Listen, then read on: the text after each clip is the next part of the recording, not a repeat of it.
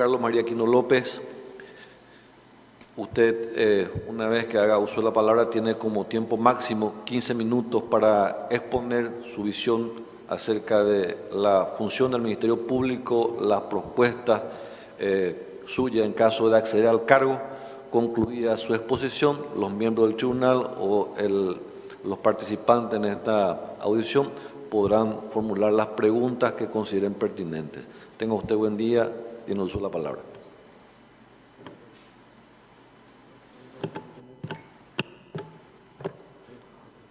Muy buenos días, señor presidente, y en su persona a los demás integrantes del Consejo de la Magistratura. Muy buenos días también al Honorable Tribunal de Honor, a la sociedad civil, a los trabajadores de la prensa. Es realmente un honor para mí estar aquí en este concurso tan importante que hace relación a la elección del Fiscal General del Estado. Con relación al primer punto, el rol del Ministerio Público en un Estado social de derecho, la situación orgánica y funcional fue estudiada y discutida con mucho entusiasmo y a profundidad en la comisión y en el plenario de la Convención Nacional Constituyente de 1992, a los efectos de poder dotar la mayor independencia para su proceder a esta que es la representación de la sociedad. A partir de la vigencia de la Constitución de 1992, el Ministerio Público se constituye como uno de los pilares fundamentales en el proceso de la construcción de la democracia de la República del Paraguay. Al considerar elementos característicos de un Estado social de derecho, debemos señalar que la labor del Ministerio Público es decisiva para asegurar la primacía de la Constitución, las leyes y muy especialmente la protección de los derechos humanos, con énfasis en los grupos vulnerables, el patrimonio público y social, como así también el medio ambiente. El Ministerio Público, como representante de la sociedad, tiene por objeto el cumplimiento de la Constitución, promoviendo la cultura de la legalidad, como así también poniendo límite a la criminalidad. La intención de cumplir con los fines protectorios de la institución respecto a la vigencia de los derechos humanos, especialmente con relación a la tutela de los bienes jurídicos, que por razón de la edad, género, estado físico o mental o por circunstancias sociales, económicas, étnicas o culturales, encuentran especialmente dificultades para ejercer a plenitud ante el sistema de justicia los derechos reconocidos por el ordenamiento jurídico. El Ministerio Público tiene un rol protagónico al posibilitar el acceso a la justicia, lo que obliga a implementar mecanismos de mejor gestión para cumplir esos desafíos. Esto siempre en base al transitar constante y permanente en el criterio de objetividad que debe de enmarcarse toda actividad del Ministerio Público.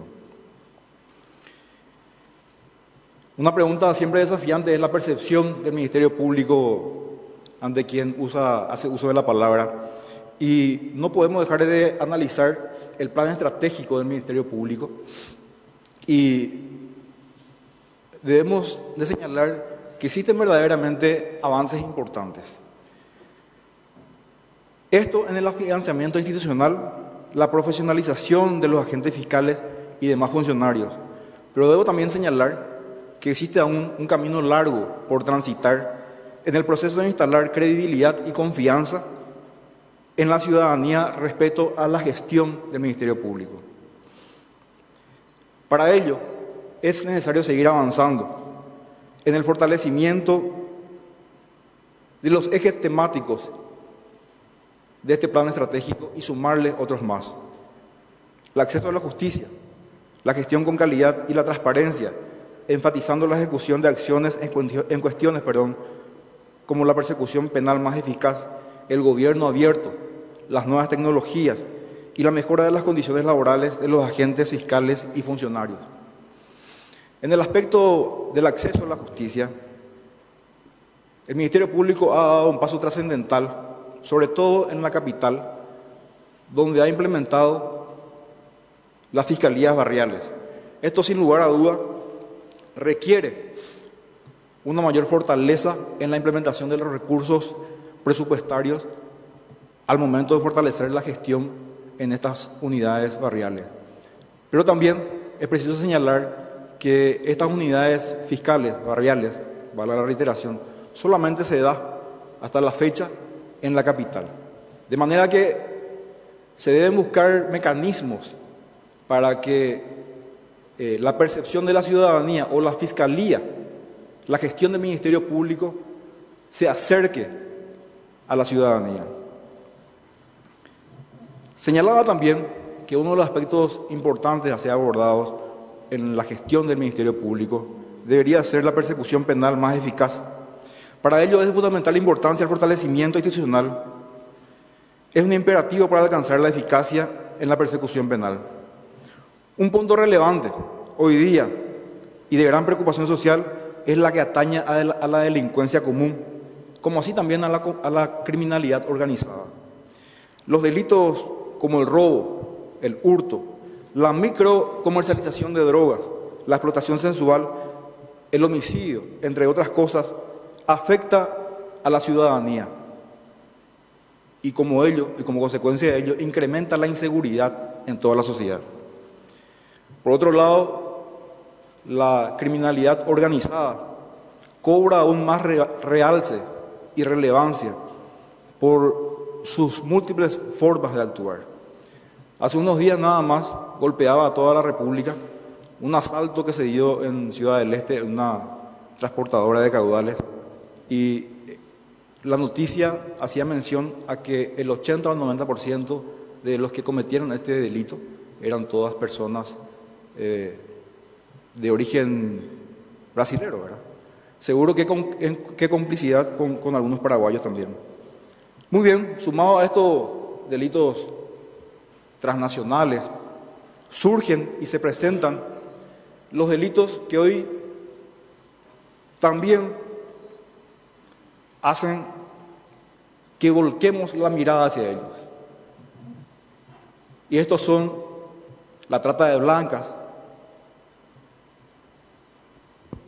la pornografía infantil y también aquellos delitos que están vinculados con las nuevas tecnologías. Eso hace que la Fiscalía necesariamente deba robustecer las fiscalías especializadas, dotándolos de equipos multidisciplinarios que puedan coadyuvar con su gestión permanente. El gobierno abierto y las nuevas tecnologías es una idea ligada principalmente al concepto de innovación, entendiéndose de esta como la creación e implementación de nuevos proyectos, productos, servicios y métodos que dan lugar y traducen en mejoras significativas en los resultados de eficiencia, eficacia y calidad. El concepto de gobierno abierto se sustenta en tres pilares básicos: la transparencia, la colaboración y la participación. No puedo dejar de cerrar este capítulo sin hablar de una cuestión muy importante que guarda relación con la mejora de las condiciones laborales de los agentes fiscales. Una cuestión fundamental para la obtención de una gestión con calidad constituye el bienestar de los fiscales y todos los funcionarios del Ministerio Público. Su permanencia en la institución, a más de la vocación de servicio, debe estar sostenida por mejores condiciones laborales que les permita una vida digna, acorde con la profesionalización y dedicación que requiere la relevancia de esa función. Se ha comprobado a lo largo de años que la necesidad de obtener mayores ingresos para el sostenimiento de sus familias o mejores condiciones en las perspectivas laborales han sido el motivo de alejamiento de personas formadas y sobre todo muy honestas que han resuelto dejar de lado el Ministerio Público y optar por la vida en el sector privado, la vida laboral me refiero. Con relación a la autonomía funcional y presupuestaria del Ministerio Público, tal como lo dispone la Constitución Nacional, la Constitución de la República del Paraguay, el Ministerio Público goza de autonomía funcional y administrativa. La primera, entiéndase, en la consistente en el libre y expedito cumplimiento de sus funciones otorgadas por la ley. Y la autonomía administrativa por la facultad que le permite hacer cumplir las decisiones adoptadas. Ahora bien, entramos en un aspecto no menos importante, que es la autonomía presupuestaria. Y si bien es cierto, existe una normativa que dispone que el Ministerio Público tiene una autonomía presupuestaria. En la práctica existe una falta de independencia real, pues es preciso señalar que más del 90% del presupuesto del Ministerio Público provienen de fuente 10 y solo un 9.52% provienen de fuente 30, que corresponden a una parte de las tasas judiciales asignadas al Ministerio Público. Estos recursos son administrados por el Ministerio de Hacienda, que a su vez depende jerárquicamente del Poder Ejecutivo, con lo cual el Ministerio Público se encuentra al arbitrio de la política presupuestaria y financiera de este poder del Estado. Esto quiere decir que el Ministerio de Hacienda, de acuerdo con la disponibilidad de recursos, puede restringir en base al plan financiero y al plan de caja los recursos que correspondan genuinamente al Ministerio Público. Ante esta situación, se debiera encaminar una modificación legislativa que posibilite la autosuficiencia financiera, no solo el poder de utilizar independientemente el dinero, sino también el de poder recaudar sin depender de otro organismo. Con relación al compromiso personal con la defensa de los derechos humanos y sus valores democráticos, el compromiso personal con la realización de los derechos humanos debe trascender a la esfera individual y debe plasmarse a la gestión pública en este caso. Hace parte del compromiso que la defensa de los derechos humanos y los valores democráticos no se limiten únicamente a una mera formulación de deseo, a una cuestión lírica, sino que se traduzca en acciones concretas, apegadas a las funciones y facultades que al Ministerio Público le otorgan la Constitución y su ley orgánica. El fiscal general, como funcionario público, debe ser consciente que sus acciones u omisiones pueden violar seriamente los derechos humanos de cualquier individuo. Y estas violaciones de derechos humanos no solamente afectan a quienes directamente pueden estar vinculados a esa violación, sino en muchos casos trascienden al campo internacional, pues pueden recaer de estas violaciones sentencias condenatorias, muchas veces millonarias, contra el Estado paraguayo. Y a esta situación particular nos referimos con conocimiento de causa, pues nos ha tocado defender al Estado paraguayo en procesos donde el Paraguay fue denunciado por errores e incumplimientos cometidos por otras autoridades. Finalmente, señores miembros del Consejo de la Magistratura, señores integrantes y miembros del Tribunal de Honor, sociedad civil, trabajadores de la prensa, debemos de recordar que uno de los principios rectores de la labor del Ministerio Público es el de la objetividad, que se sustenta en el respeto de los derechos humanos y en los valores democráticos.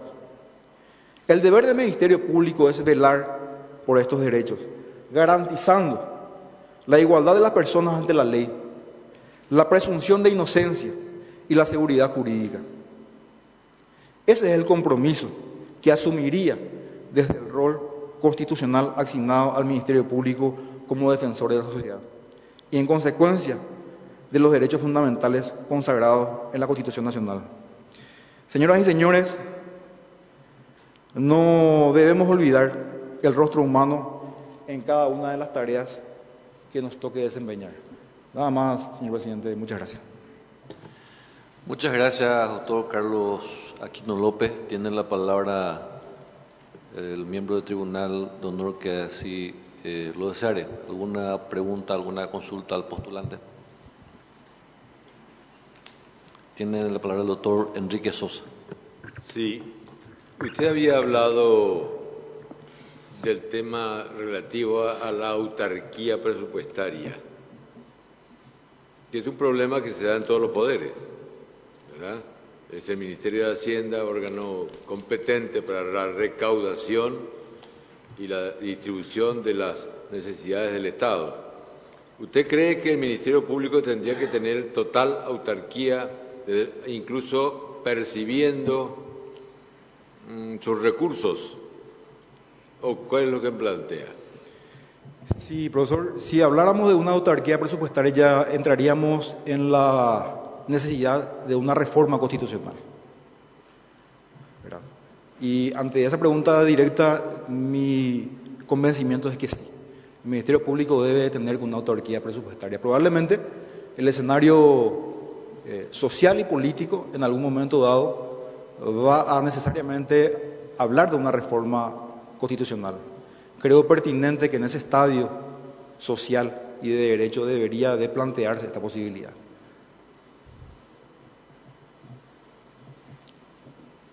Tiene la palabra el doctor Luis Fernando Sosa Centurión.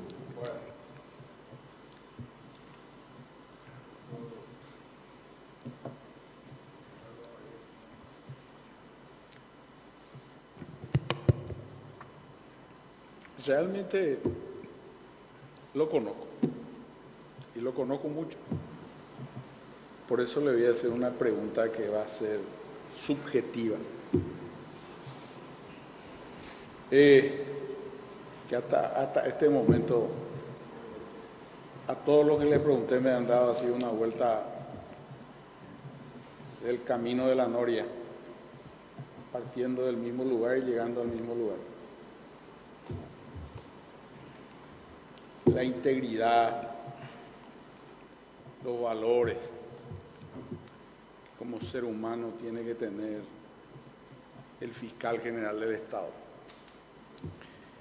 ¿Cuál es su opinión? Su concepto humano. No me vaya a preguntar ahora a mí qué es lo que yo voy a hacer, porque yo no voy a porcentualizar eso, van a ser los miembros del Consejo. Agradezco la pregunta, profesor. Estoy convencido que la persona designada como fiscal general del Estado debe ser una persona virtuosa. Virtuosa en el aspecto personal, conocedora de la realidad social y también conocedora de la realidad jurídica. No piense que pretendo evadir su pregunta, muy por el contrario, quería nomás contextualizar algo que para mí es importante. En el aspecto personal, esa persona virtuosa debe adornar su gestión no solamente a partir de una eventual designación, sino que previa inclusive de moralidad, integridad y honradez, entre otras varias que se pueden señalar, ¿verdad?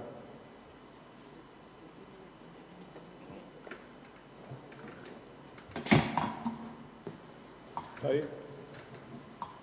Gracias, doctor. Tiene la palabra el doctor Sixto Volpe Ríos. Doctor, usted habló que tiene que fortalecer 3 ejes temáticos. Sí. Acceso a la justicia, persecución penal más eficaz. En la práctica, ¿cómo realizaría esos 2 fortalecimientos que quiere hacer? Gracias, profesor. En el Ministerio Público existen varias direcciones, según el organigrama hoy día vigente. Una de las direcciones es la dirección de gestión. Esa dirección de gestión probablemente mucha gente no la conoce.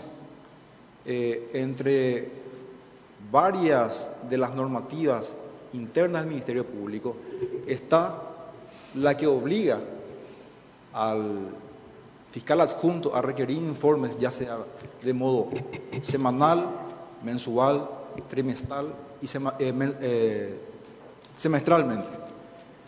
Este pedido de informe no debería ser solamente un acopio de documentación.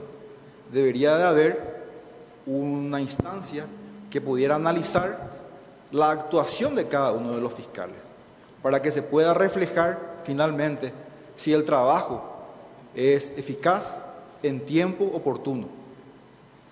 Esa es una de las medidas, doctor. También me permito señalar que se debería fortalecer la dirección de estadística a los efectos de recabar. El Ministerio Público recibe una gran cantidad de información, pero creo que esa información no es lo suficientemente administrada y sobre todo devuelta a otro organismo, inclusive dentro del Poder Ejecutivo, ¿verdad?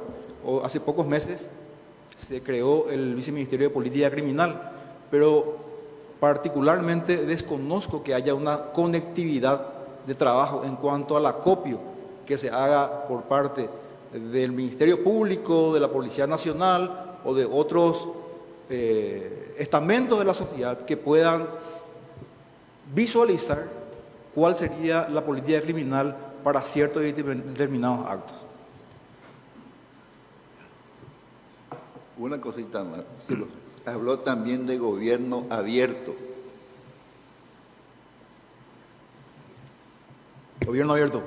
¿Cómo? Gobierno abierto. Sí. Bueno, el concepto de gobierno abierto es un concepto de gestión innovadora. Uno de los ejes... Para la Fiscalía, dice usted. Sí, profesor, para la Fiscalía. ¿Cómo funcionaría eso? Con absoluta transparencia. Gobierno abierto en cuanto a la transparencia de la gestión, en cuanto a la administración de todos los recursos del Ministerio Público. El Ministerio Público en varios escenarios es cuestionado, no me refiero a un individuo, sino que a varios agentes fiscales, de no actuar con transparencia. ¿Cómo el Ministerio Público podría exigir transparencia si en su gestión no existe transparencia? La colaboración de la ciudadanía y también la cooperación de la ciudadanía, de toda la sociedad civil. Yo creo que el Ministerio Público debe de ayornarse a la actualidad y debe de abrir sus puertas, no para que un individuo venga a decirle cómo debe de actuar en un proceso de investigación, sino que debe de contar con la colaboración cercana de la ciudadanía a los efectos de encauzar aquello que probablemente no pueda visualizar. Por eso que yo decía, doctor, si me permite, que el Ministerio Público acopia gran cantidad de información, pero esa información no es sociopolíticamente procesada, a los efectos de mejorar la gestión del Ministerio Público, como también avanzar en una política criminal que requiera la sociedad paraguaya. Gracias, doctor. ¿Algún otro miembro? Tiene la palabra el doctor Rodolfo Gil Paleari. Le voy a hacer dos preguntas en una, doctor. Usted habló de que el fiscal general debe ser un hombre virtuoso. ¿Cuál sería la principal virtud que adorne las características de un funcionario, de la importancia del fiscal general del Estado? El principal para usted, a ver si coincide con lo que yo pienso. La honestidad. ¿Cómo? La honestidad. Lamentablemente no, debo decirle. Para mí la primera virtud del fiscal general tiene que ser un hombre de coraje. La honestidad también, es lógico. Pero el fiscal general, que por pusilánime, debido a factores externos que todos conocemos, no cumple con su obligación, no puede ser un buen fiscal general del Estado. ¿Cuál sería su actitud si debido a estos factores externos, usted, fiscal general del Estado, no puede cumplir a cabalidad su misión de defender a la sociedad? Así directo, a mí me gusta hacer las preguntas directas y que me contesten en forma directa. ¿Cuál sería su actitud ante presiones que usted reciba como fiscal general del Estado y que no le permitan cumplir como debe ser su obligación de tal? Profesor, quiero señalar lo siguiente. Creo que hay tres preguntas allí. Si me permite responder en el orden que yo al menos creo, ¿verdad? Primero que nada, la persona que no se sienta capaz de llevar adelante los destinos del Ministerio Público debe renunciar, ¿verdad? Por un lado. Segundo, una cuestión no menos importante, en la vida cotidiana todos los días estamos expuestos a las presiones. Yo, si fuera designado como fiscal general, estoy convencido que voy a recibir presiones. Claro. Estoy convencido. Estoy convencido que va a venir alguien a querer orientar cierta política, por ejemplo. Y algunas de ellas pueden coincidir con la política de gestión del Ministerio Público y otras absolutamente no. Y quiero llegar al principio de su pregunta. Finalmente, para ser honesto, también hay que tener coraje. Es lo que yo creo muy humildemente, profesor. Porque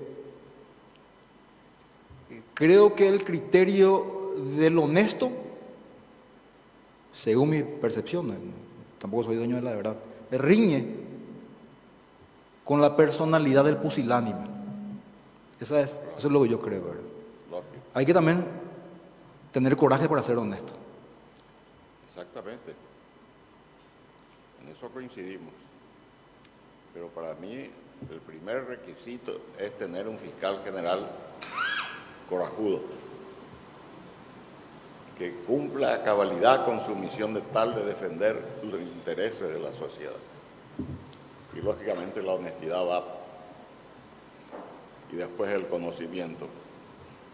Yo tengo mi posición hecha hace muchos años, fui magistrado durante 15 años, camarista,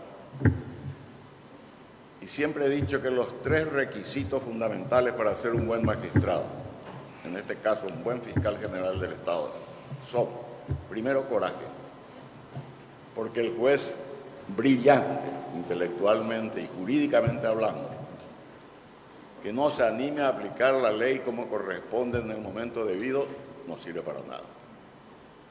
Segundo, honestidad, eso sí, y la honestidad se aprende en la casa, en el hogar, no se aprende en la escuela, ni en los colegios, ni en la facultad.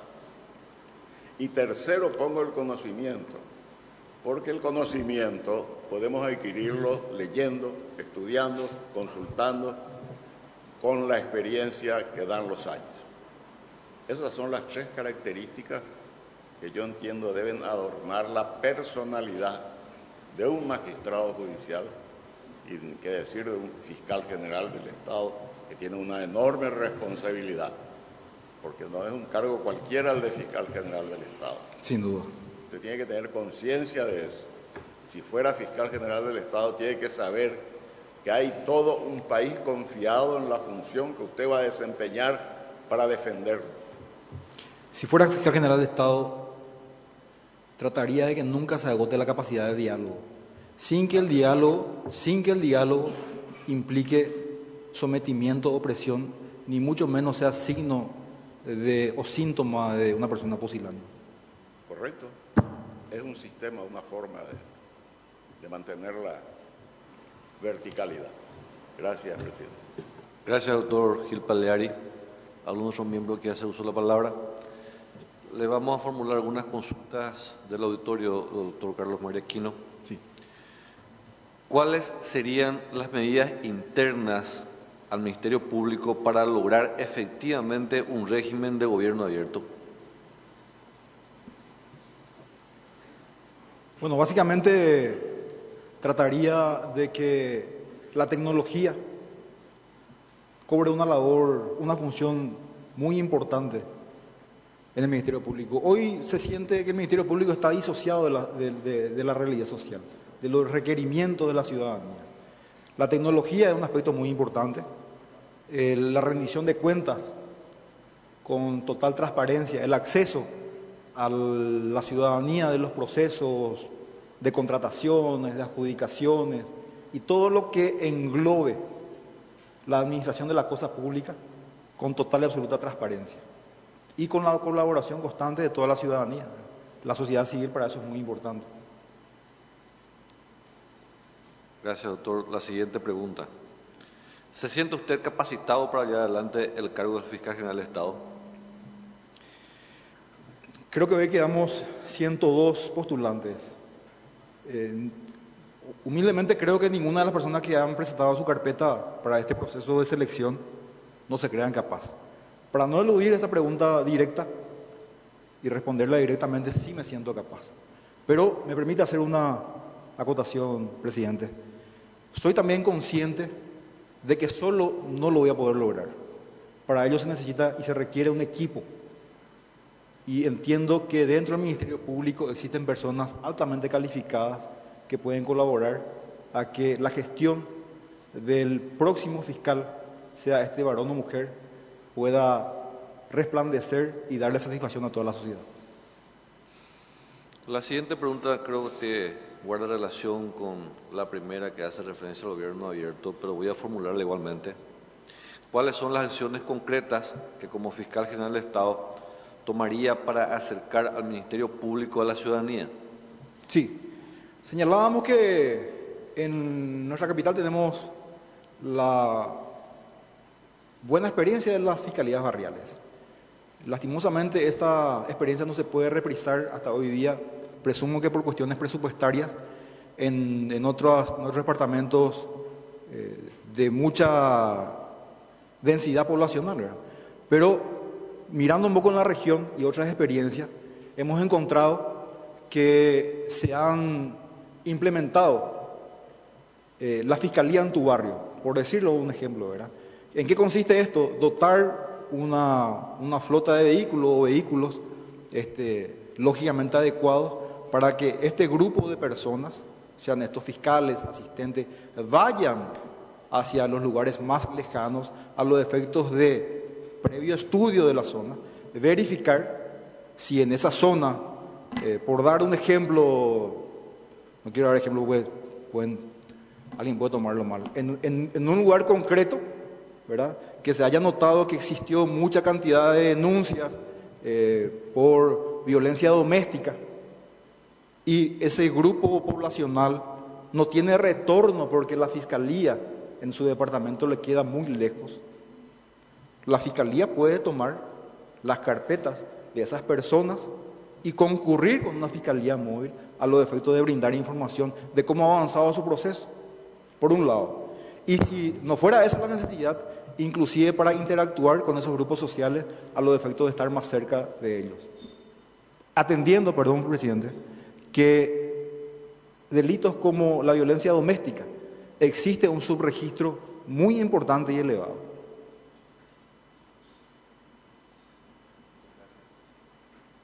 La siguiente pregunta. ¿Tiene usted conocimiento de alguna acción del Ministerio Público que evite o restrinja el control de la Contraloría General de la República sobre su actividad administrativa? Honestamente no tengo conocimiento certero de que exista o no una acción que restrinja, limite o dificulte el control administrativo del Ministerio Público, pero aprovecho la ocasión a asumir un compromiso que si eventualmente fuera designado, a remover todo obstáculo para que los organismos de control institucionales hagan lo propio en el Ministerio Público. Si estamos hablando de transparencia, de buena gestión y buenas prácticas, y le exigimos eso a los agentes fiscales, lógicamente la máxima autoridad, la Fiscalía General, debe dar ejemplo de ello. Muchas gracias. La siguiente pregunta. ¿Cuál es su percepción acerca de la corrupción instalada en gran parte de la sociedad en cuanto a la Fiscalía General y cuáles son los mecanismos que implementaría a fin de combatir la corrupción? Muy bien. Una pregunta probablemente que cotidianamente se plantea a la ciudadanía misma y también los profesionales abogados. Yo, presidente, miembro del Tribunal de Honor, Sociedad Civil y trabajadores de la prensa, me permito hacer una muy respetuosa distinción. Si bien es cierto, existe una percepción, no antojadiza por cierto, de que existe una actividad del Ministerio Público que riñe con aquel ideal de gestión vinculado a esto probablemente a dádivas y a otras cuestiones. También me permito señalar que existe una excelente gestión en algunas unidades. Por ejemplo, no hace mucho tiempo la unidad de delitos informáticos coordinó una acción en la región que desbarató una red importante que se dedicaba a la actividad de pornografía infantil, por ejemplo. No podemos dejar de lado el trabajo y si por ahí me está viendo, me está escuchando o algún comentario le llega, el trabajo que desarrolla la doctora Teresa Martínez en cuanto a la protección de niños, niñas y adolescentes en situación de vulnerabilidad. Sería injusto decir que todo está mal. Sería injusto también decir que todo está bien. Me permito señalar que es importante poder visualizar esos dos aspectos muy importantes que guardan relación a la gestión del Ministerio Público. Por un lado, aquellos agentes fiscales acusados, sospechados de una mala gestión, y por otro lado también aquellas unidades fiscales que han hecho una excelente labor. La unidad que trata la violencia de género, por ejemplo, con destacadísima labor en estos últimos meses. Es otro ejemplo más de la buena gestión que se da dentro de la gestión del Ministerio Público y que de repente opaca a aquellos otros fiscales que lastimosamente no tienen una buena gestión o no se adecuan a lo que debería ser. Gracias, doctor. La palabra al señor miembro del Consejo. El doctor Adrián Salas Coronel tiene la palabra. Doctor Carlos María Aquino, usted hablaba en parte en su presentación de dialogar, diálogo, y en ese contexto, ¿cuál tiene que ser el trato entre el fiscal general del Estado y los poderes del Estado, por decir el Poder Judicial, el Legislativo y en especial con el Poder Ejecutivo cuando se encuentra el fiscal general ante la transgresión de alguna norma? Perdón, doctor, la última parte es lo que no entendí. En cuanto a se encuentra una transgresión. El relacionamiento entre esos poderes del Estado y en especial con el Poder Ejecutivo cuando se advierte algún hecho punible. Muy bien, yo creo que la función del fiscal general del Estado con todos los poderes del Estado y también con la sociedad civil debe ser extremadamente fluida, respetuosa, sin que esta relación fluida signifique una actitud de sometimiento, por más que eventualmente ciertos sectores motivados por, vaya uno a saber qué situación, pueda acusar a la gestión de ese fiscal general de ser extremadamente condescendiente con la autoridad de turno, ¿verdad? Yo soy un convencido que uno nunca debe de cortar la capacidad de diálogo con relación a los demás poderes del Estado, debe ser fluida. Imagínense ustedes si el fiscal general del Estado tiene un mal relacionamiento con el Poder Legislativo. Sería un absurdo, no podríamos congeniar políticas legislativas. Hoy día se está trabajando, existe una comisión que está trabajando sobre la reforma del Código Penal y el Código Procesal Penal. Debería haber un canal de comunicación entre el Ministerio Público y el Poder Legislativo. Ayer tuvo media sanción la ley que hace al comiso de los bienes que son, valga la redundancia, comisados en actividades relacionadas con tráfico de estupefacientes. ¿Cuál es el protagonismo? ¿Cuál es la injerencia? ¿Cuál es la sugerencia o la orientación que se permitió dar el fiscal general? Algo tuvo que haber dado. Y para que eso se pueda propiciar, para que eso pueda facilitar, indudablemente que tiene que haber un diálogo fluido. Como así también yo señalaba, perdón si es que me extiendo un poquitito más, yo señalaba que la autarquía, la autonomía presupuestaria, si bien es cierto estaba establecido en la ley orgánica del Ministerio Público, no era del todo real. Imagínense si el fiscal general tiene un mal relacionamiento con el ministro de Hacienda, un secretario de Estado, o con el Poder Ejecutivo. Aclaro, reitero, remarco y pongo énfasis. Ese relacionamiento fluido, respetuoso, de ninguna manera debe significar un sometimiento hacia ningún poder del Estado. Muchas gracias, doctor. Tiene la palabra el doctor Carlos Raúl Cabrera.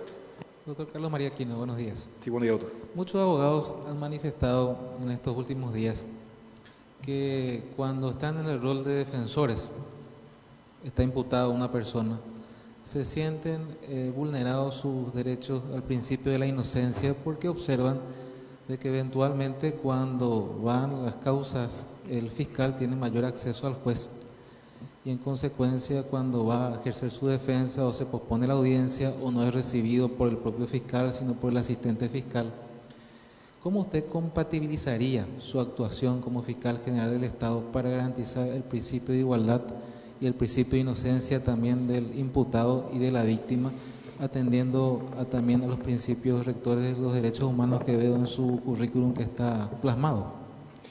Gracias, doctor. Eso que usted acaba de señalar debe ser un eje principal de la gestión del próximo fiscal general del Estado. Y la política en cuanto a lo que usted señaló, que está vinculada íntimamente a los derechos humanos, debe ser transversal a toda la actividad de todos los operadores del Ministerio Público. Pero esa tarea muchas veces se torna difícil, porque hay que tener en cuenta una realidad que persiste hasta hoy día. El Consejo de la Magistratura, de un tiempo a esta parte, no quiero que parezca lisonja, ¿verdad?, pero creo que la sociedad ha reconocido que ha hecho un excelente trabajo en cuanto a dignificar a aquellos postulantes con mejor puntuación, que no hayan tenido denuncias y que eso hace que puedan ser ternados y luego designados. Esto, sin lugar a dudas, va a tener un proceso de depuración y de recambio en el Ministerio Público. Yo estoy convencido de seguir con esta política de gestión, tanto el Consejo de la Magistratura, con estos espacios de elección transparente, como ya se dio para ministro de la Corte Suprema de Justicia, hoy nuevamente se repite, va a hacer que naturalmente se vayan encantando y aquellas personas, aquellos agentes fiscales, aquellos operadores de justicia que no se enmarquen en esa política establecida por la máxima autoridad, y finalmente no solamente por la máxima autoridad, es un requerimiento, por un lado de los colegas abogados y por otro lado también de la sociedad, van a ir necesariamente quedándose por el camino. Yo lo que le pido es un ejemplo práctico, un ejemplo como fiscal general del Estado. ¿Usted garantizaría el derecho del imputado a su principio de inocencia y el equilibrio que debería tener este imputado con relación a su fiscal, al juez y a la víctima también? Una medida que usted implementaría para garantizar estos derechos también del imputado. Resulta, doctor, que no quiero decirle una respuesta que sea difícil de cumplir. Entiendo y conozco que dentro del Ministerio Público existen dependencias que están destinadas a ejercer un control de todas las carpetas de investigación fiscal. Ahora bien, como decía anteriormente, lastimosamente pareciera que esas carpetas o no se requiere el informe o si eventualmente se requiere, no son auditadas debidamente. Yo lo que haría es fortalecer todos los mecanismos de control interno a los efectos de poder tener certeza absoluta del trabajo de todos los agentes fiscales, garantizando no solamente el principio de inocencia, garantizando también el derecho de aquella persona que está siendo procesada, sospechada o ha sido imputada, para todas las partes. Gracias, doctor. La palabra al doctor Cristian Daniel Kryjovich. Sí, usted habló, buen día, doctor Carlos María Aquino. Usted habló al comienzo de su alocución sobre la defensa, habló de los derechos difusos que están enunciados en la Constitución Nacional en el artículo 38, creo. Y precisamente dentro de los deberes y atribuciones que la Constitución atribuye al Ministerio Público está la defensa de los derechos difusos. ¿De qué manera ejercería en representación de la sociedad y en qué casos esa acción penal pública que la Constitución le otorga.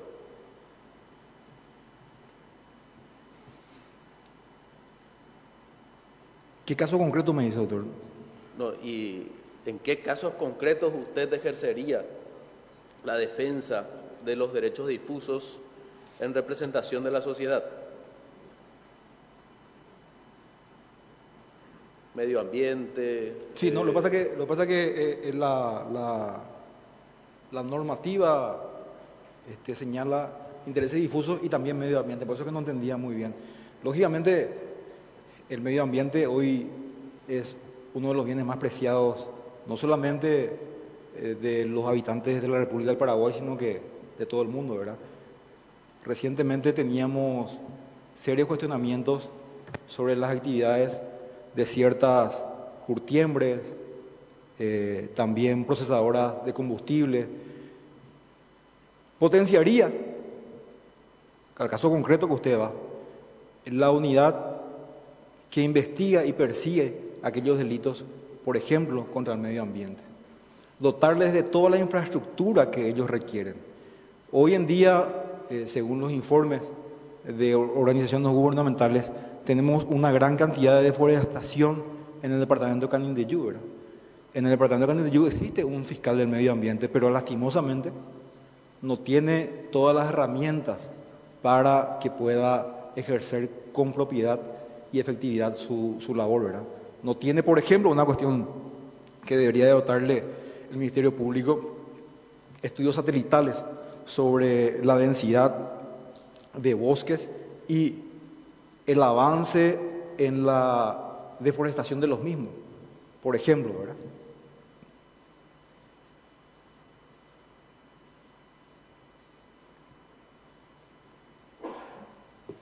Gracias, doctor Carlos María Aquino. Una consulta. Doctor. Conforme a su currículum, usted cumplió la función de viceministro de Justicia y Derechos Humanos. Así mismo. Usted tuvo conocimiento de primera mano del sistema penitenciario y en particular de la población penal. Y uno de los temas recurrentes es la superpoblación penal justamente. La pregunta en base a su experiencia es la siguiente. ¿Ha notado alguna falencia y en caso afirmativo, qué podría hacer usted en caso de acceder al cargo de fiscal general del Estado a partir de la Fiscalía para disminuir esta superpoblación penal en atención a que se atribuye a una mora judicial? Y si esa mora judicial también podría atribuirse al Ministerio Público, es la pregunta. Sí, gracias por la pregunta, doctor. Sí, en efecto estuve como 4 años y medio como viceministro de Justicia y Derechos Humanos y como consecuencia de ello estaba siempre al tanto de todas las penitenciarías y centros educativos de la República del Paraguay. Y como bien es cierto, y hasta hoy día, la superpoblación es alarmante. Una de las medidas que se podría adoptar son las medidas alternativas a la prisión. Pero, oh vaya, qué cuestionamiento por parte de la sociedad, porque resulta que cuando se le otorga una medida alternativa de prisión a un joven que robó un celular o rompió un parabrisas y robó una cartera, se le otorga una medida cautelar y después de unos meses, lógicamente, al ser ineficaz o prácticamente imposible de control por parte del organismo de seguridad, esa misma persona, quizás bajo los efectos de algún alucinógeno, está privándole de la vida a un estudiante. Me ha tocado vivir de cerca esa situación. A riesgo de ser fastidioso, soy un convencido de que se debe incorporar tecnología a los efectos de que no sea la primera decisión jurisdiccional la de enviarle directamente a la Penitenciaría Nacional de Tacumbú o la de Emboscada o la zona que corresponda.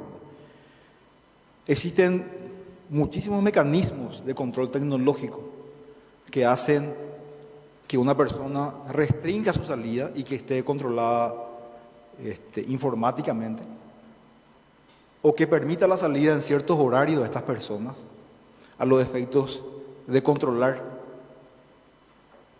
la presencia efectiva de ese individuo en un lugar. Por un lado, usted también hacía una consulta, doctor, en cuanto a la mora. Hace un tiempo importante, gran parte de la suspensión de las audiencias se daba por la inasistencia de los fiscales. Hoy en día existe una oficina de control de gestión dentro del Ministerio Público y esa es la que monitorea la asistencia de los fiscales.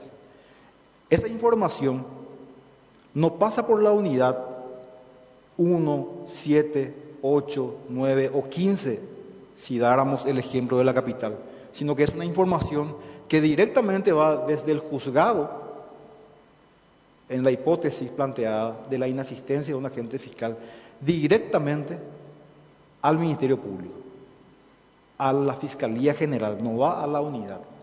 Entonces ahí, lógicamente, el fiscal general debe tener un equipo que trabaje, oriente y verifique si Juan, Pedro, Leticia, Gabriel, agentes fiscales, esto, cotidianamente están inasistiendo y cuáles son los motivos, ¿verdad?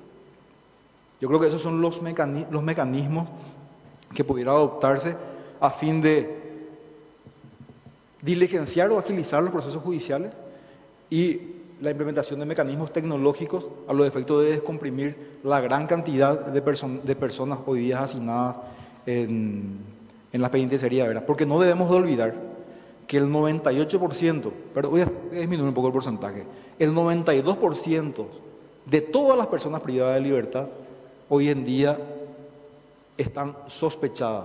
¿Qué significa esto? Que no son personas condenadas.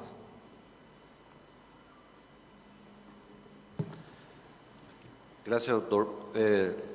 La otra pregunta hace referencia a la mención que usted ha hecho en su exposición acerca de del porcentaje de fiscales que cumplen su función, pero que también son opacados por fiscales que están, digamos, no cumpliendo a cabalidad esa función. Y lo hemos hecho esta consulta a todos los postulantes y como al decirle al doctor Sosa, estamos esperando una respuesta. ¿Cuál sería el mecanismo que usted implementaría para disminuir o, en su caso, lo que la sociedad espera es por lo menos dejar en su mínima expresión esa gestión de fiscales que están opacando el trabajo de aquellos buenos fiscales y que muchas veces con un solo fiscal que toma una medida en relación a un caso particular es mucho más emblemático que cualquier otro trabajo que está realizando el 99% de los fiscales? ¿Cuál sería la medida interna que usted tomaría? En razón de que la pregunta la extiendo más, de que la respuesta que nos vienen dando es que el jurado de enjuiciamiento tiene que funcionar, pero muchas veces estos no caen dentro de la competencia del jurado de enjuiciamiento de magistrados. Nosotros tenemos en el Consejo 2 representantes y vemos y escuchamos que esos no están dentro del jurado. Y a partir de la Fiscalía, entonces tiene que tomarse medidas. ¿Cuál sería la medida en que usted tomaría para evitar que estos hechos vayan dándose en la Fiscalía? Primero que nada, doctor, de tener conocimiento de alguna actuación, por decirlo menos, torcida de un agente del Ministerio Público, lógicamente tomar las medidas correctivas, de ninguna manera apañarlo y remitir los antecedentes ante el jurado de enjuiciamiento.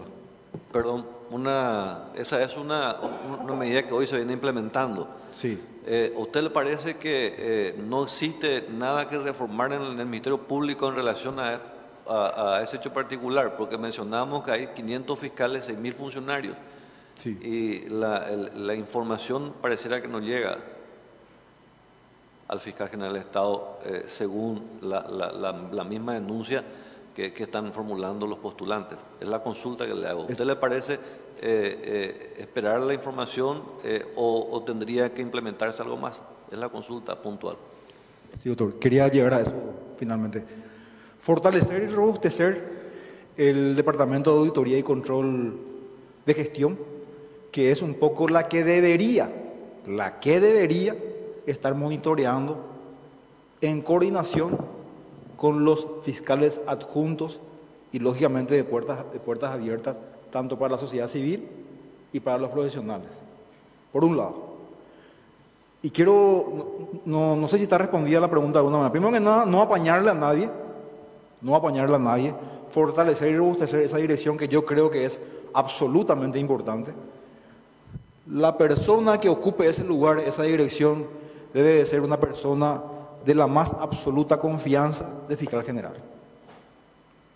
Porque la gestión de ese director o de esa directora, con esa vara que se le mide a esa dirección, se le va a estar midiendo la gestión en cuanto a la transparencia al fiscal general. Y por otro lado, doctor, quiero volver a señalar. Esta es una tarea, y probablemente no va a ser políticamente aceptada lo que voy a decir, pero esta es una tarea de largo alcance, porque existen fiscales corruptos, pero que están en complicidad con profesionales del foro. Existen fiscales que trabajan al margen de la ley, pero que reciben alguna dávida de algún procesado, de algún investigado, o de alguna víctima inclusive para que pueda direccionar una investigación. No todo eso, no toda esa información llega, primero que nada, al fiscal general. Segundo, a esta oficina de control. Entonces, vuelvo a reiterar, y a riesgo de ser fastidioso, que este es un trabajo en conjunto, y en conjunto principalmente con el Consejo de la Magistratura. El Consejo de la Magistratura, entiendo yo que es el primer filtro para que se integre la terna. Muchos años atrás, esta integración requería otros condimentos. Tuvo su proceso de avance por exigencia de la sociedad misma. Hoy día las reglas son claras.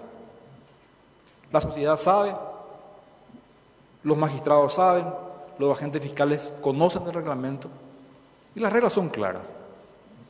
Quien tiene el mayor puntaje en cuanto a su capacitación, méritos y aptitudes, probablemente es el que va a entrar en terna. Los detractores critican y dicen que es la carrera de la cartografía, señalando que solamente aquellos que tengan un buen cartón son los que van a poder acceder probablemente a un cargo de magistrado, de defensor o de fiscal. Las críticas siempre van a existir, pero estoy convencido de que este es el camino que debe transitar para depurar no solamente el Ministerio Público, también el Poder Judicial y todos los operadores que guardan relación al sistema de justicia.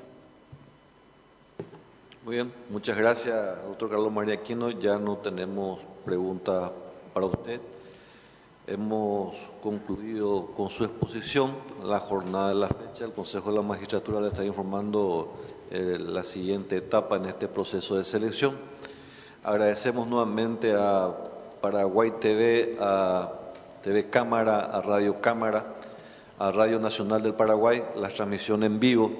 El siguiente postulante fijado para la fecha ha solicitado nueva fecha en razón de que tuvo un viaje al exterior con mucha antelación fijado ya por el postulante, con posterioridad le habíamos fijado su audiencia para hoy, así que lo vamos a tener en otra ocasión al postulante Álvaro Arias.